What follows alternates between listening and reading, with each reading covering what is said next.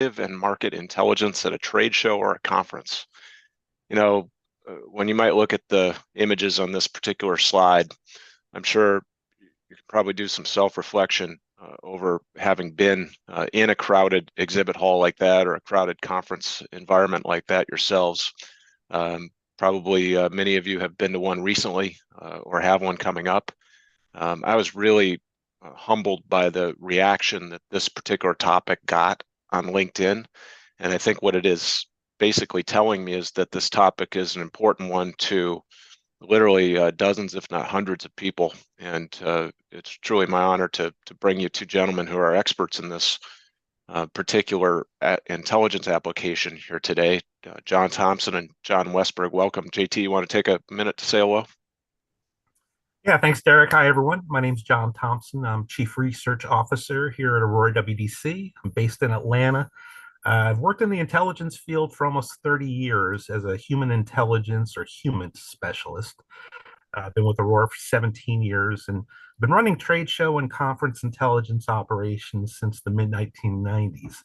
And I've also run counterintelligence operations at trade shows as well. So I've got a lot of stories to tell, and it's a pleasure being with you all today.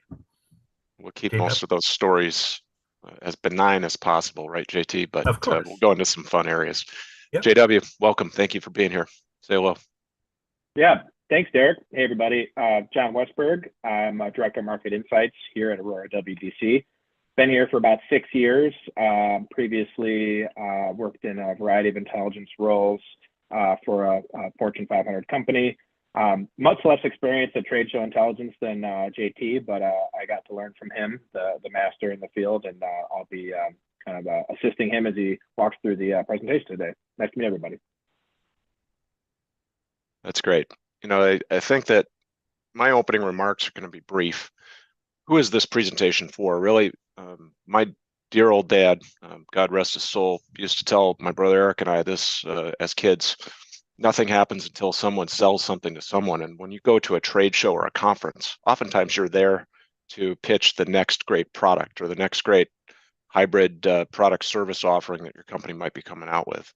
And so this presentation, this topic is really for anybody that supports product marketing, management, or innovation, but it really is broader than that. You might be in sales leadership, you might be in competitive intelligence, you might be in market insights, you might be in any other business discipline.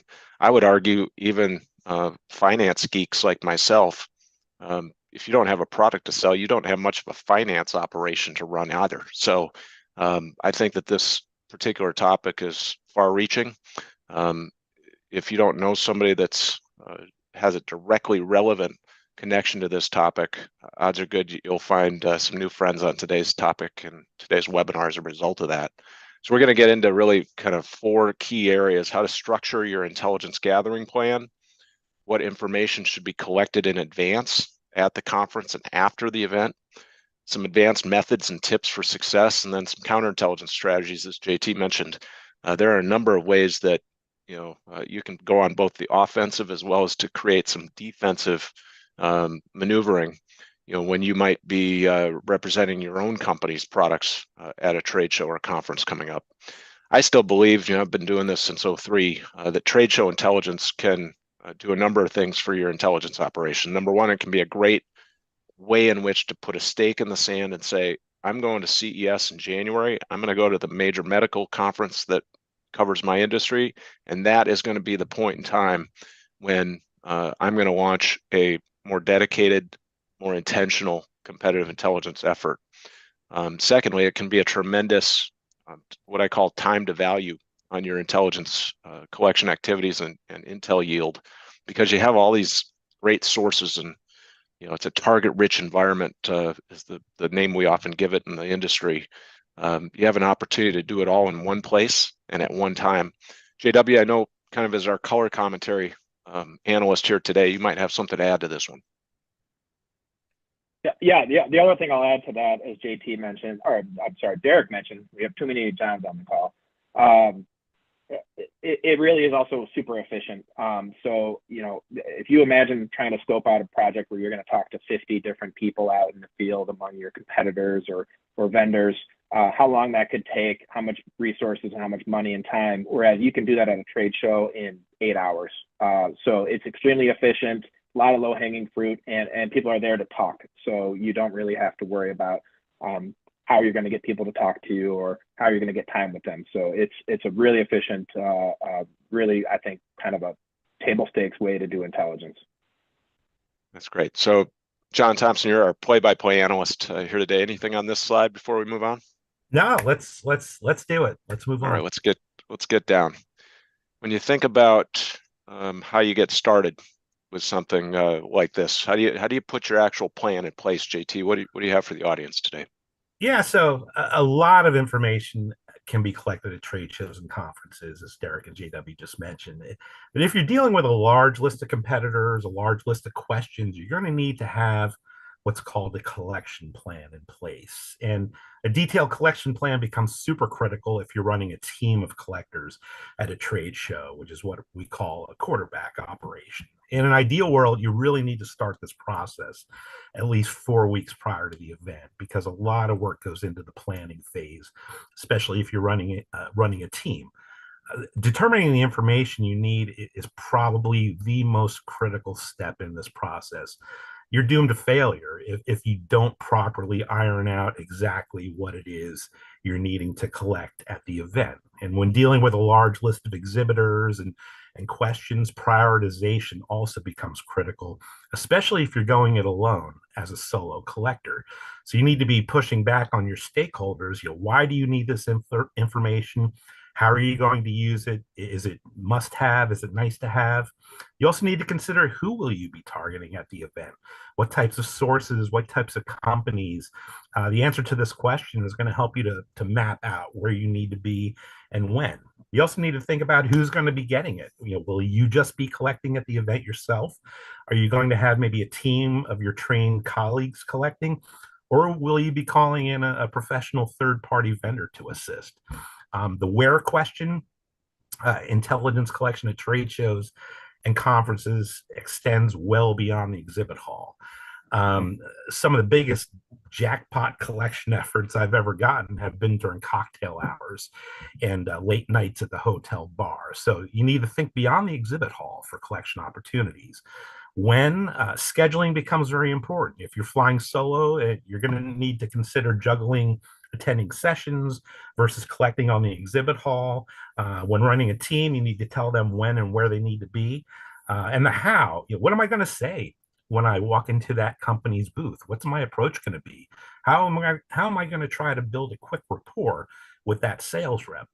Professional intelligence collectors will spend a lot of time thinking about the how. So maybe I'll be spending my time designing my conversations ahead of time, deciding on which advanced collection techniques I might want to use, etc. JW, anything to add in on this slide? The only thing I would add is also be prepared for uncertainty. There will be things that come up during collection. You might have a competitor you weren't planning on speaking to that has a brand new product launch or a merger or an acquisition. So also be prepared for addressing some of those things that you discover, halfway through the day that are going to need some attention.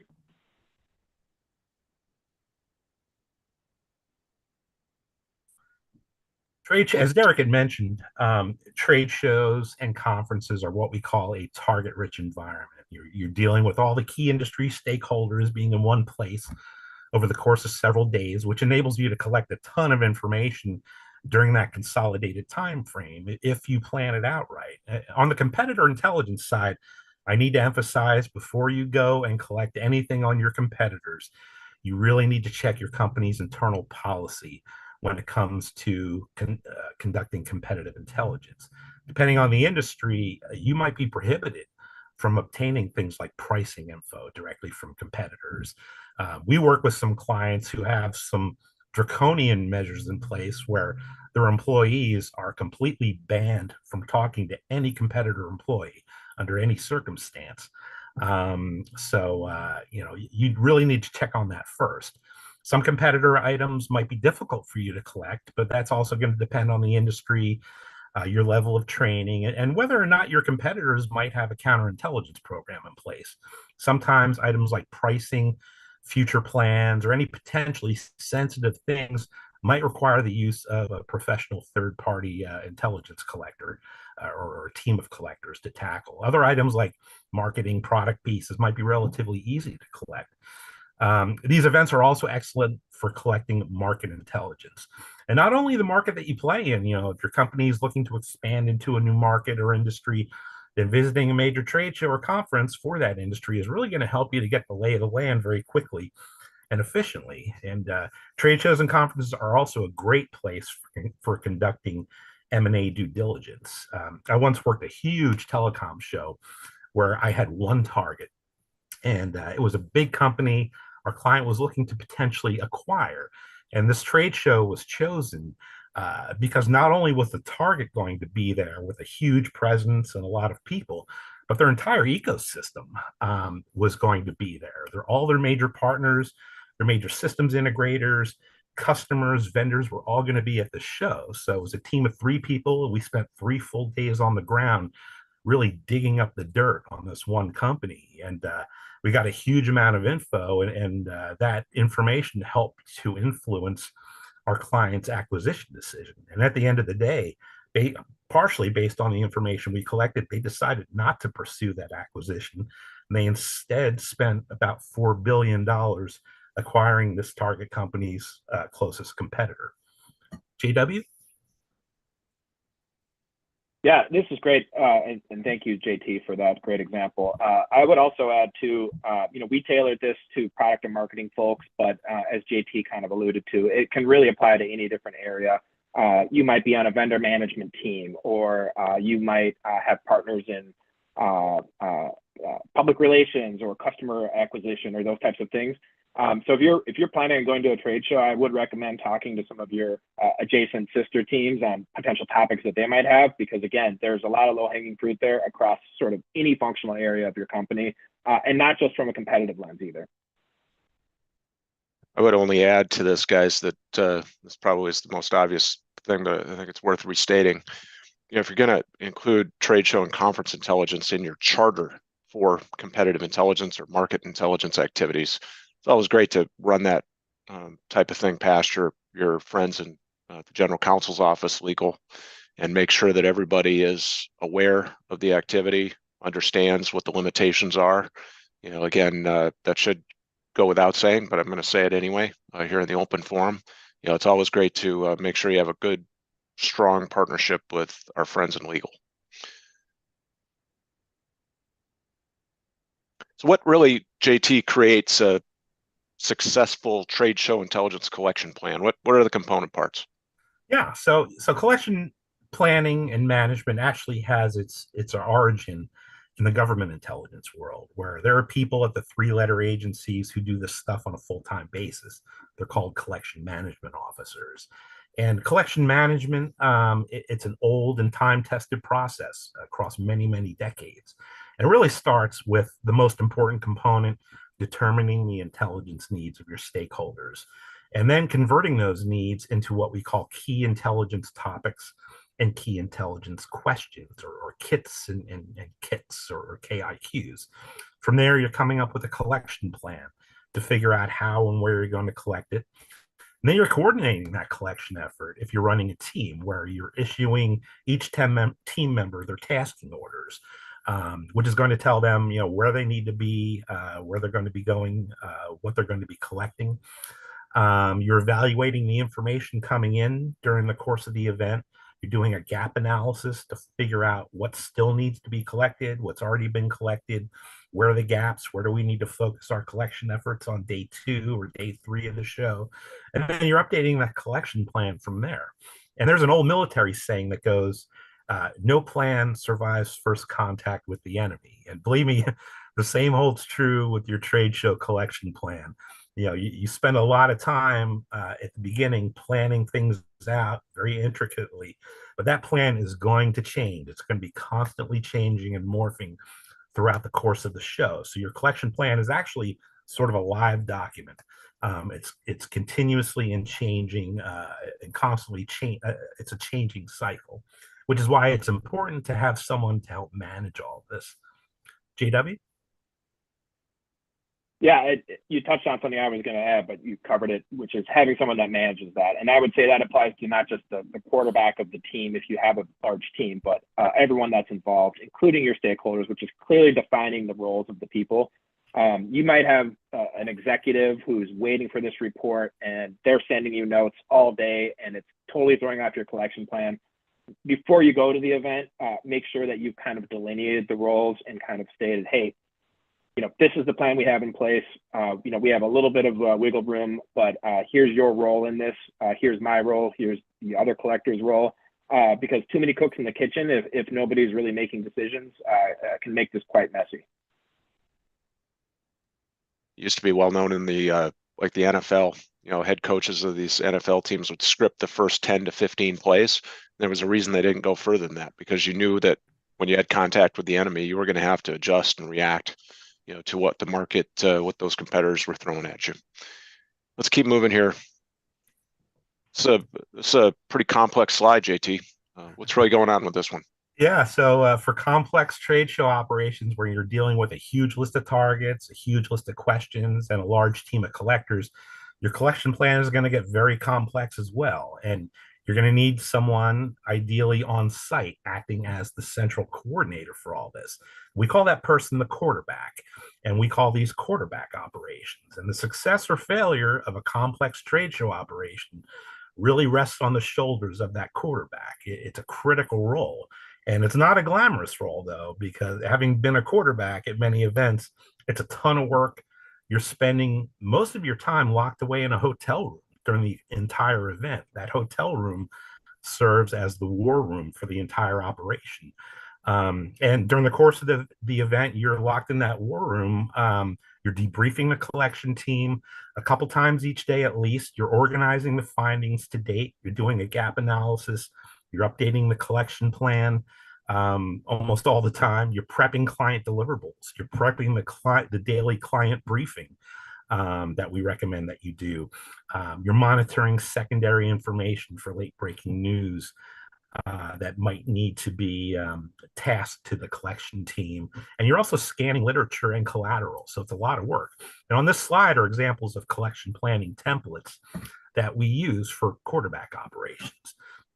And you see here that the collection activities and locations for each day are really planned out, sometimes down to the hour. And at large trade shows especially, it's also very important to map out the locations of the booths you're going to be visiting, as well as the locations of the sessions you're going to be attending, because there might be a great distance between those. And the goal is to really make your collection as efficient as possible, so you're not just needlessly zigzagging across the exhibit hall or multiple exhibit halls. What I like to do, I like to split the exhibit hall into quadrants and go quadrant by quadrant for collection. Distance and transit time, it also becomes a key consideration during collection planning, especially at huge shows like CES, where you're dealing with multiple exhibit halls spread out across the entire Vegas Strip. So if competitor A's booth is in the main convention center, but competitor's B booth is over at the Venetian, you don't have separate collectors covering each hall. You need to factor in the time it's going to take for you to walk 1.4 miles from the convention center to the Venetian, or the time it's going to take for you to wait for an Uber if they're available. So, that time is going to have an impact on your available time to do collection. So that's something you need to factor in, as well as the time it takes to walk from the exhibit hall to the session rooms if you're attending a session. Sometimes there can be a great distance between those as well. JW, anything to add here?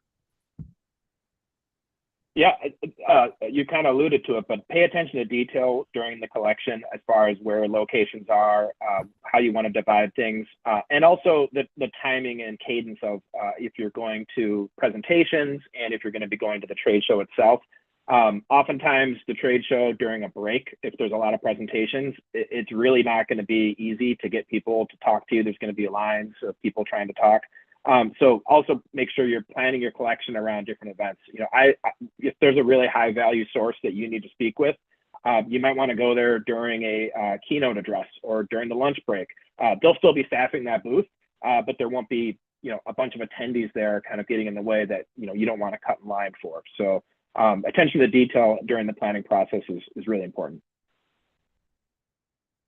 JT, I'm anticipating a question by our audience being, hey, can I get a template for that collection plan? Obviously we see one on the page. I'm sure in our slide deck that we're willing to post, in the recording process of this, we can probably provide, I'm assuming, a pretty general collection plan type of grid that is akin to what you see there in the upper right.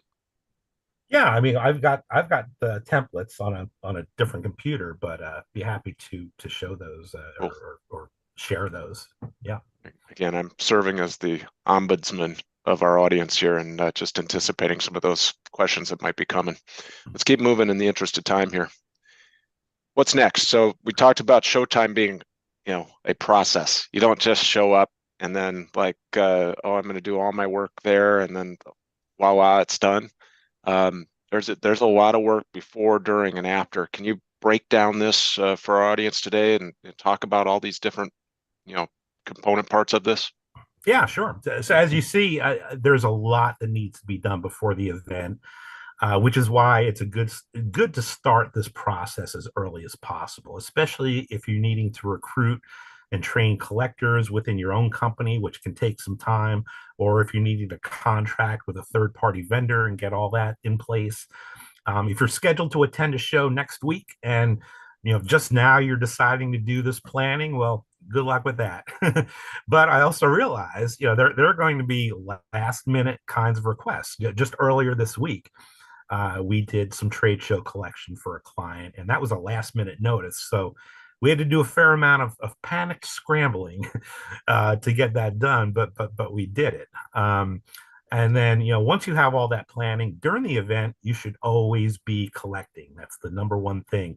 When I work a trade show, my collection activity actually starts in the departure lounge here at the Atlanta airport. And it doesn't end until my return flight lands back in Atlanta 3 days later and I get off the plane. I'm always collecting. So it's good to get into the mindset of collecting beyond the exhibit hall and not just targeting the booths. Beyond having conversations with sources, you can also pick up a lot of information just simply by observing. So, JW had mentioned, sometimes when competitors' booths are busy and you don't necessarily want to bug the salespeople by chatting them up, use that time to observe the booth. What are the key themes and messages being presented? What does the customer traffic look like? What kind of demos are being given? What's changed since the last show you saw them at? Having a consistent year-to-year trade show collection plan in place can really help you to track changes that are occurring among your competitors from a marketing messaging standpoint, product standpoint.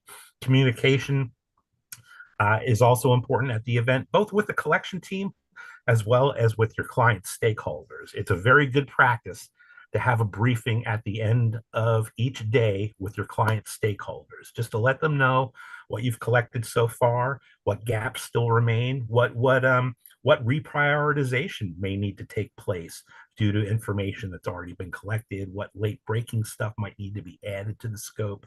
And sometimes collection simply needs to extend after the event as well. Maybe there are a couple gaps still remaining about a competitor, which might require you to reach out to one of the folks you met at the show and do some further collection. So the basic message of this slide is this process extends well beyond just the event itself. It's both before and after as well. JW? Yeah, I see a question from Jonathan in the chat. Top 3 things that clients most often miss, or top 3 tips. I'll give one key tip, which is make sure if you're a collector, you're building enough time to record all the information that you're getting. You might have 40, 50 conversations in a day. And by the end of the day, if you're not doing a good job writing that down or recording that, you're going to forget a lot. It's all going to get kind of murky. A lot of, conferences are in Vegas. You can't, for example, record conversations in Vegas. You might be in a state where you're allowed to record conversations, and that can be helpful. When I was at a conference in Vegas, I used voice to transcription after I talked to sources. I would just transcribe my notes automatically. So at the end of the day, I basically had all of my notes in one document, and it was pretty easy to go through. But build that time into the process, because if you have 50 great conversations and you don't have time to write anything down, you're not going to remember most of that. JP, maybe what's a key thing that clients often miss in trade show collection? Yeah, well, maybe that's a good segue to the next slide, where we're going to talk about some tips for success. I think the number one thing is being legal and ethical, as JW alluded to. So check your company's policies regarding collecting competitor information. Don't try any funny stuff like registering under a fake company name or turning your badge over so they can't see who you are. Just do things legal and ethical. That's the number one thing. Also check the show's policies when it comes to taking photos or video, because a lot can be done when you're taking. One thing I like to do is take photos of the target's booths. I like to take photos of at the presentations of interesting slides. So I'm taking a lot of photos at shows, not just talking to people. Trade shows are a great way to exponentially build your network of sources. So every single person you talk to should be evaluated as a potential source for future conversation. And over time, you can re-engage with those folks each year at that same trade show, or follow up with them after the show. It's a really good practice to memorize the scope, memorize all the key intelligence questions. That way, for example, and this has happened in the past, if I'm having a chat with my seatmate on the plane sitting next to me on my way to the show, I find out that person works for one of my target companies.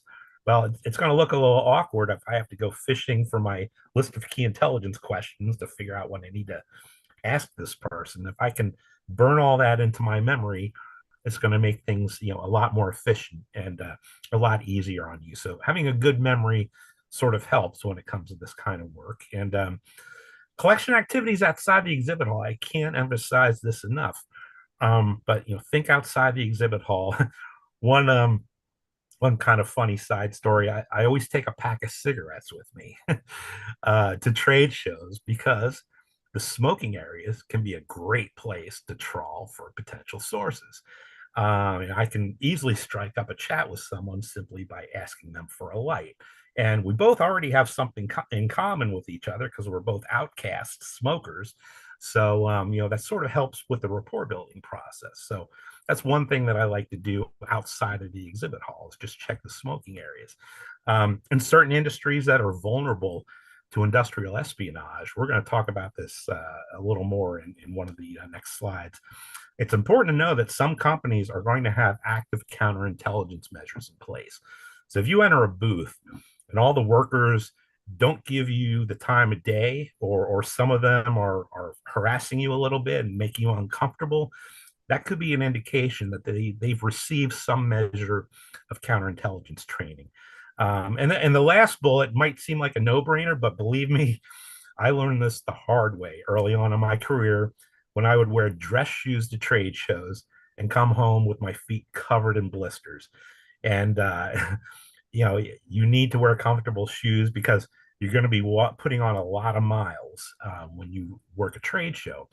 And so dress comfortably, but also you need to dress to fit in and blend in with the crowd. You don't want to stand out either. So it's sort of a delicate balance of comfort versus fitting in that you need to consider.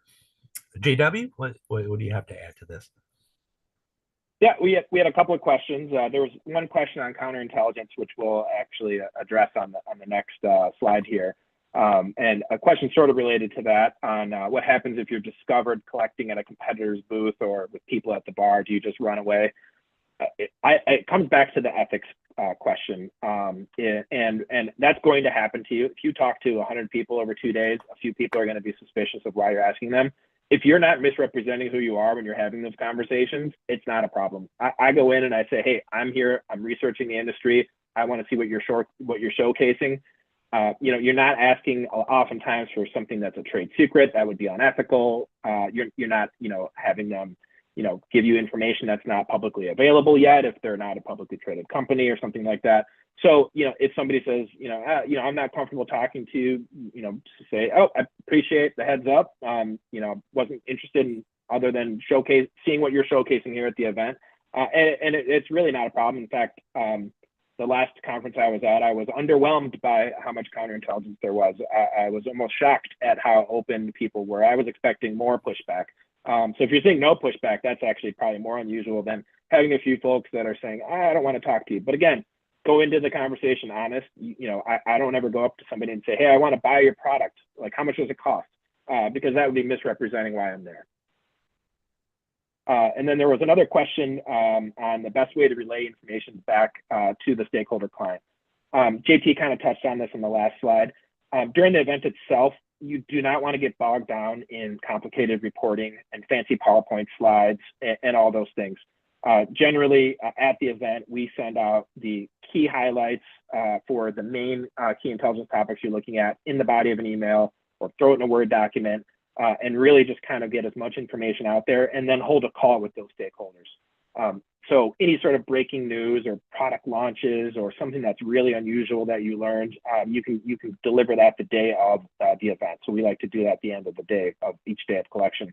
Then at the end, we'll usually do a sort of a larger deck that includes the details across all your different topics, as well as any marketing collateral. The era of marketing collateral is sort of going away. There's a lot less handouts. It used to be there'd be 1,000 pages of scanned handouts that'd be part of the deliverable. These days, it'd only be a few dozen. But in that final report, you'll kind of have all the different detailed answers in one place. So I'd say that the two best ways to communicate, again, are most important updates the day of the event via email and on a call. And then a large report that sort of puts everything in one place, along with additional briefings with everyone that needs to know coming out of the event. And the other thing I'll add too is during the event, it's also helpful if you have somebody that is not there that is able to track some things down for you via secondary research. There might be product announcements coming out via their websites or PR teams. And there also might be something that you hear that just makes no sense based on what you've seen out there already. And you can have somebody track that down for you. Be like, hey, they say they can't do this, but it's on their website. Can you, deconflict this for me? So it really can be helpful if you have the resources to have a person that's not there that can do some of that work for you to make things go a little bit smoother. Guys, I see another good question in from Graham. We might have touched on a little bit of this, but Graham asked, what indicators should you look for to understand whether someone is collecting intel on you or is genuinely interested in a partnership or sales opportunity? Is there a way to tell the difference? That's a great segue, I think, to the next slide, JT, if you want to answer that and talk a little bit about counterintelligence. Before we go there to that one, I would just add on this slide, if you're at an investor conference, or happens probably more in certain settings than others, but if you have the ability to plant a question with someone else to get that someone else on the official record of the questions being asked in a poster session or a investor earnings call or whatever it might be, sometimes keeping your name off the public record, but being the provocateur of a good question by planting that question with somebody sitting next to you or somebody in the audience. I found that can be one of those tips for a way to keep yourself off the public record, but still get your question asked. I don't know if you guys have a reaction to that. JT, in that vein, let's move on to this one. Yeah, sure. So I guess in answering, helping to address Graham's question, how do you know whether someone is legitimate or not? I guess the number one rule that I use: when in doubt, assume that they're an adversary. But the thing you need to evaluate is who they're with, what company they're with. Are they with a legitimate company, legitimate current customer, legitimate potential customer? Is it a company you're familiar with? If not, then I like to play conservative and err on the side of caution and not reveal too much to them, and maybe offer to have a follow-up discussion after the event. And in that interim time frame, I'm going to research that company, research that person, find out who that person really is, and adjust from there. So from a counterintelligence standpoint, how can you protect yourself and your company from the intelligence collection efforts of others? Awareness training is probably the most important thing that you can do, and it's the most important line of defense. And this topic becomes super critical if you work in an industry that is vulnerable to industrial espionage. So, for example, I used to work in the fiber optics industry. I spent 12 years there. And that industry was an industrial espionage playground, mainly by foreign competitors and foreign intelligence services. I mean, we had our headquarters broken into. We had sensitive prototypes stolen out of our booth. We've had laptops stolen.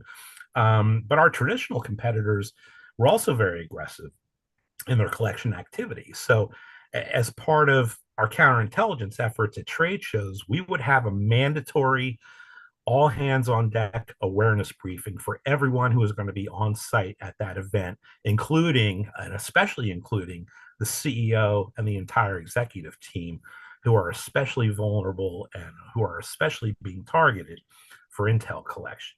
So making the team aware of the threats your company faces is really your first line of defense. Always be alert, right? Especially outside the exhibit hall, as I was mentioning. After being in human collection for so long, it's made me sort of jaded to where I never ever trust a stranger until I can verify who they are. And overseas trade shows and conferences are a whole different ballgame from a threat standpoint. In many countries, foreign business travelers are targeted for collection, especially if you're in one of those sensitive industries that are highlighted above on this slide. And this doesn't only apply to countries visiting countries like China and Russia.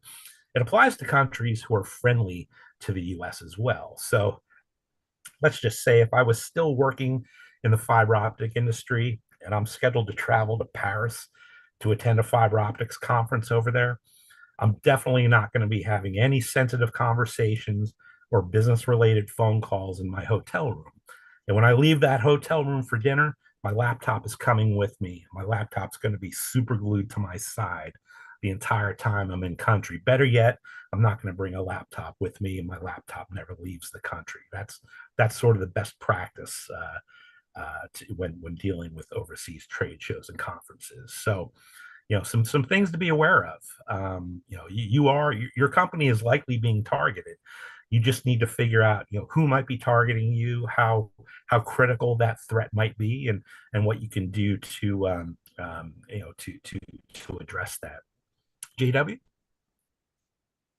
Yeah, we had a couple of questions and a couple of great comments. There was a question on trade show collection in different countries and different rules, and if there's a good source for that. I'm not aware off the top of my head if there's a good source for that.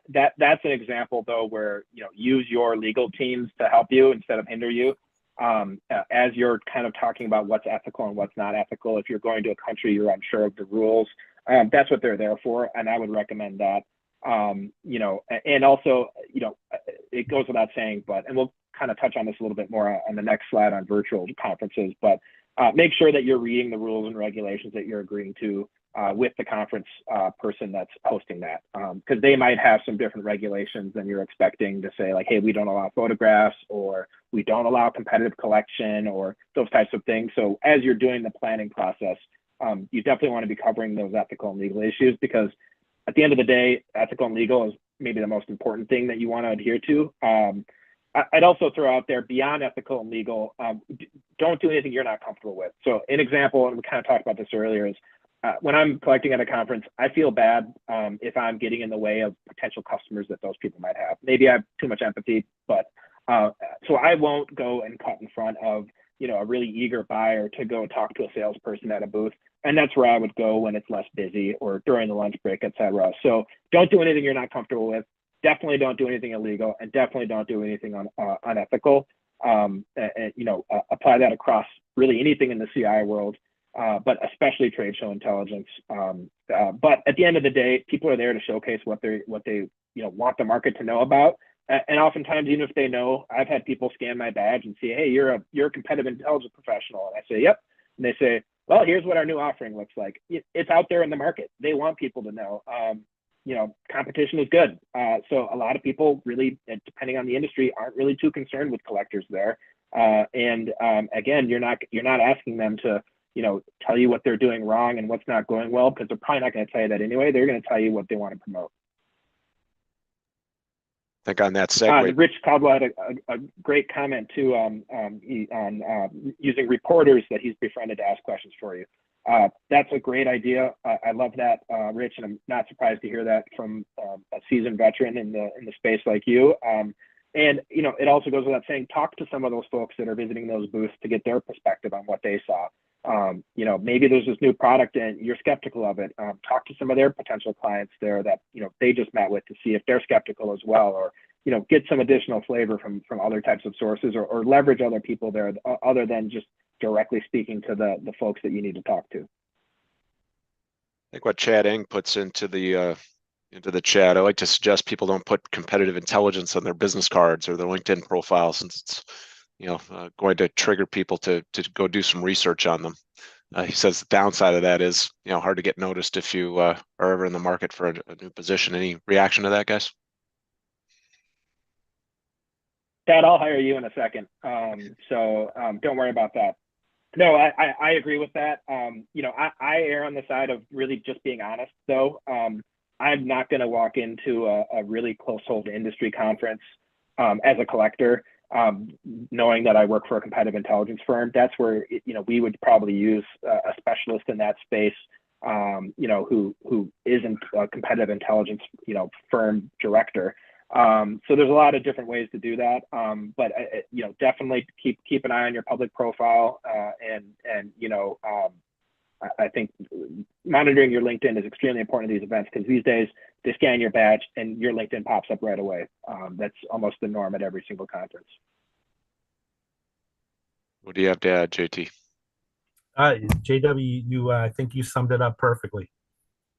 So imagine March of 2020 rolls around and all of a sudden these conferences are taken off the table for us, right, guys? And we moved to this, at least this phase where virtual events were really the only way to go about some of this.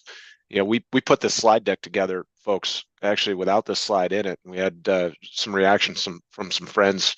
They said, you still got to cover the virtual side of the equation. So JT, I'll let you kind of unpack this slide and get into kind of what we mean by regular trade show intel methods work well, but what do you do in the virtual world?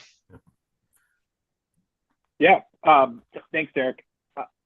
The big summary for virtual conferences versus in person, I would say, is that going to conference presentations and things like you're on right now, much easier virtually. Oftentimes those are on-demand events. You can take vigorous notes the whole time. If you're allowed to take screenshots, you can take screenshots. You can see who's attending all these events.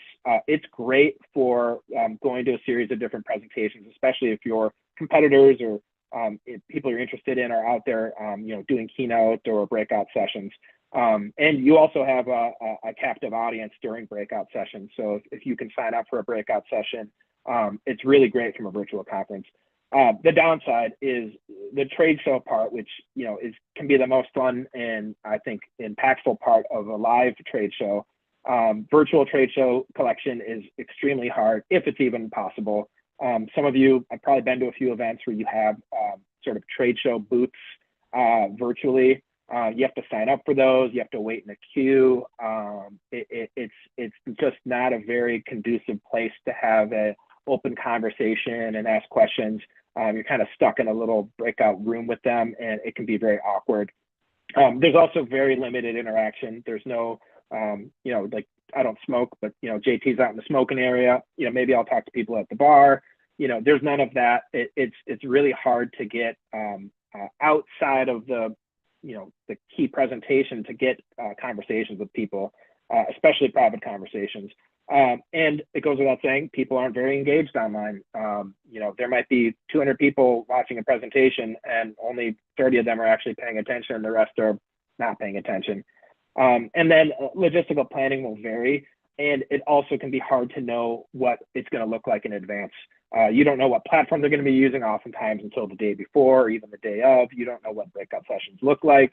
To summarize virtual conferences, if you're there to look at presentations and keynotes, et cetera, I think it's a great place for collection. If you're there to talk to people outside of a formal environment, it's really, really tough. But so there's pros and cons, but overall though, the process is really the exact same.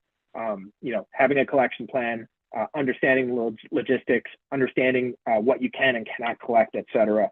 It's just going to be limited in what you can do relative to an in-person conference. JT, anything to add to that?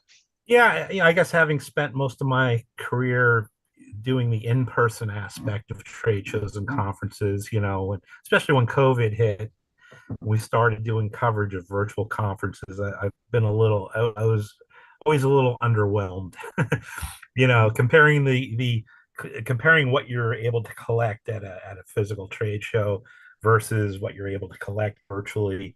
Yeah, I'll pick a physical trade show any day over a virtual conference in terms of collection. But JW said there's still stuff that you can definitely collect at a virtual conference. So don't totally rule it out either. But just know if you have a choice between collecting at a virtual conference versus an in-person conference, I would go for the in-person because your yield is likely going to be a lot better. Yeah, as an anecdote too, we went to a virtual conference 3 months ago for a client of ours, and sent them the report. They said it was great, but they just wrote back a few days ago asking for some follow-up items. We have access to that whole conference and all of that library of materials for 6 months after the conference.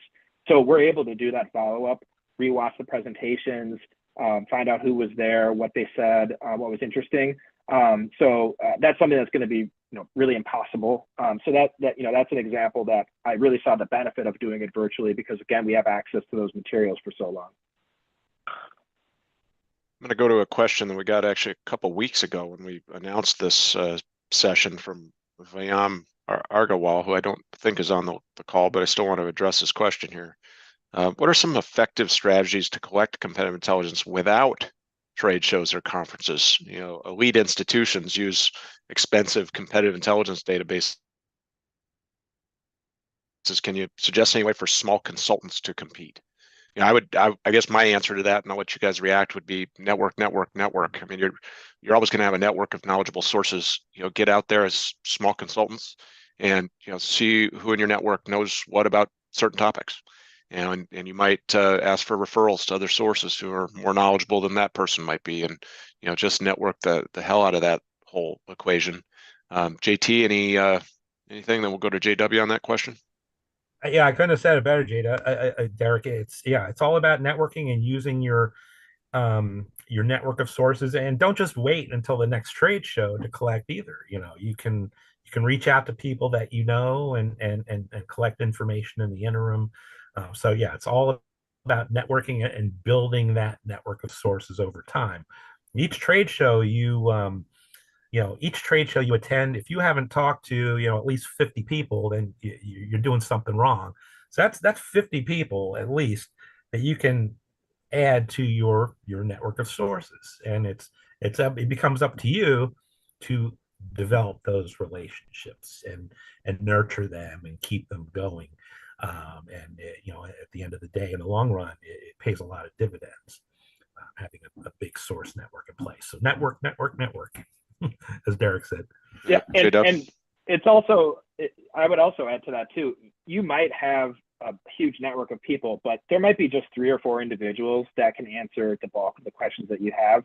So look for networking and building relationships with people that are either really good nexuses for other sources, or people that just know a lot. So, I'll use an example as sort of a friend of a friend. I kind of got in contact with somebody who's an asset manager for one of the giant, asset management companies that you can imagine with, billions and billions of dollars under their care. And that person is willing to talk to me anytime. And she has a breadth of knowledge across a number of verticals and across many, many different topics.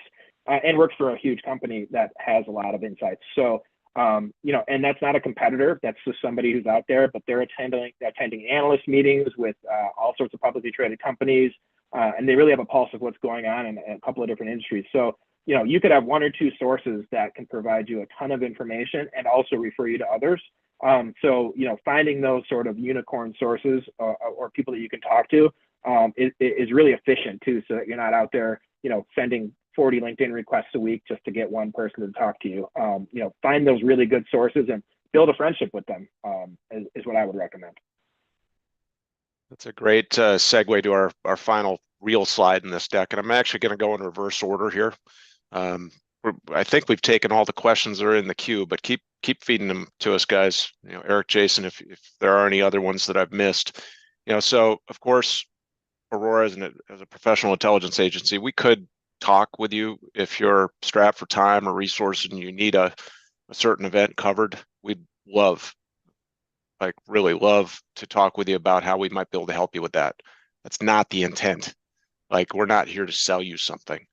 The second option, now that I've just said that, we could help you with some training. We could help you train a staff of a few to literally dozens of people that might be going to your next event in everything from offensive to defensive, active collection to, the defensive posturing or counterintelligence. You can, and we invite you to reach out to us about that. The first one, the option one here is my favorite of all three on the screen. If you need advice, because let's face it, we're all in this together. If you need advice, some free consultation around how you create a great collection plan. Hey, I've got anxiety about going to this event and standing at a competitor's booth and just getting over that sort of dialogue block that sometimes human intelligence creates for all of us, myself included. Reach out. I mean, we're here to help you. And, I've got this saying that, that the rest will take care of itself. If you give more than you take, that's kind of my mantra here. And I hope that you'll take us up on it. I'm nothing special. JT and JW really are the two experts on this particular topic, and I know that they also would love to help you. What other questions do we have out there, guys? Anything that we've missed? Good question from Rich Caldwell. Have you ever attended a defense security service briefing before and after an international conference? That was our standard practice. That's a great question, Rich. So Rich is specifically talking about the aerospace and defense industry, there's a huge emphasis placed on counterintelligence in that industry because a lot of the employees there are holding top secret security clearances. So they're the number one targets for a foreign intelligence service. And to answer your question, Rich, I've never attended a DSS briefing, but I do have some materials from them. Very valuable. So there are government organizations, the FBI as well, also assist in helping businesses and training them on counterintelligence awareness and such, especially businesses that employ people with top secret security clearances. JW, you see this other question just came in about making voice notes? Yeah, that's a great complicated question. What are some mobile tools you use in the field to keep everything organized and make reporting easier? There are dozens of automatic or AI-driven voice transcription tools out there. I've played around with almost all of them, and some of them cost money, some of them are free, and there's really no consistency. What I use is I use voice memos, just the regular voice memo app to record, and then I auto transcribe that with any of the Office or Apple, I think, has a good suite of transcription tools. And when I talk and I transcribe, it's my raw notes. So generally what I'm doing is I'm going to end the day with, probably dozens of pages of raw notes. that I can then break out into bullets. And again, I'm not doing a lot of heavy lifting and reporting while I'm at the conference. I'm highlighting those key things that people need to know that day, like product launches or really big changes in the market, or people that are there or that weren't supposed to be there, or people that are not there that were supposed to be there, et cetera. And then I'm giving myself a week or two after the conference then to go through those notes in detail and put together the full report. So part of that is the collection plan, and part of that setting expectations with your stakeholders that, hey, I'm not going to be able to give you a big 30-page report of all the findings, the day after. It's going to take us a little bit of time. And you're also going to be wanting to validate some of that information with other additional research after the conference too.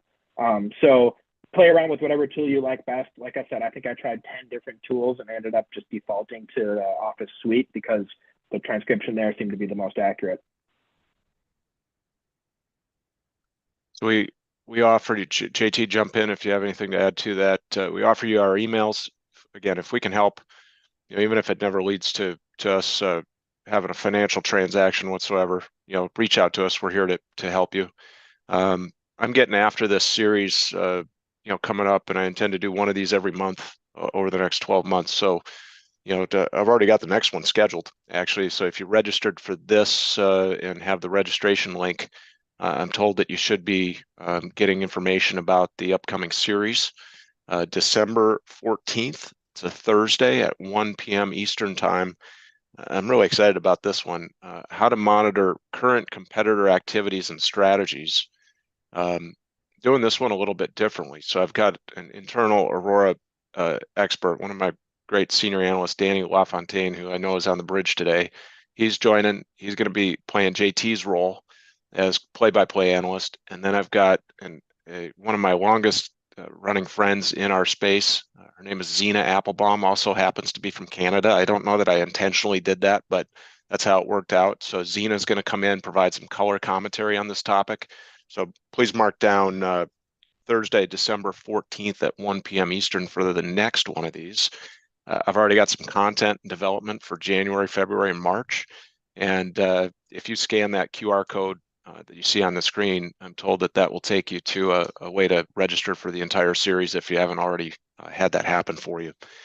So guys, I just want to thank you for this opportunity to get together, talk about Showtime.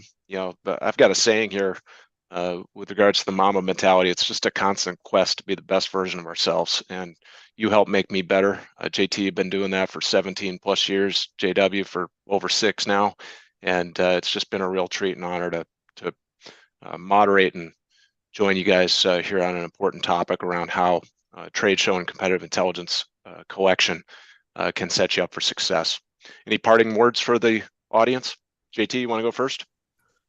No, just good luck, happy hunting at trade shows, and please don't hesitate to reach out, if you want to chat about it. I can chat about this stuff for days, and I'm not going to charge you for it. So don't hesitate if you have any questions or want to have a good chat. Good job, J-Dub. Yeah. No, I'd add the same thing, and I would say trade show collection is super fun. It's one of the few activities I would describe as work fun. It's really busy. The day is going to go by in a few minutes, but you're going to be filled with a wealth of information that you wouldn't be able to get anywhere else that quickly. So I think it's a great time. I wish I could do it, maybe not every day, but maybe once a week. But yeah, we would love to talk to you. And as JT said, we're free to talk anytime about anything here. Awesome. So thank you, everybody, for. It's not lost on me that you took an hour out of your days. Actually, 58 minutes. I'm going to get you out of here 2 minutes early. 58 minutes out of your day to join us on this important topic. Reach out to us. We're here to help. Let's get after it, and happy hunting, as JT said, to your upcoming trade show and conference intelligence activities. Have a happy, on that note, for anybody here in the U.S. That might be tuning in or still on the attendee line, we got a Thanksgiving holiday here in 1 week. So a blessed, safe Thanksgiving holiday to you all if you celebrate that. And I hope to see you December 14th on this same channel. Bye for now. Have a great rest of your week and weekend ahead.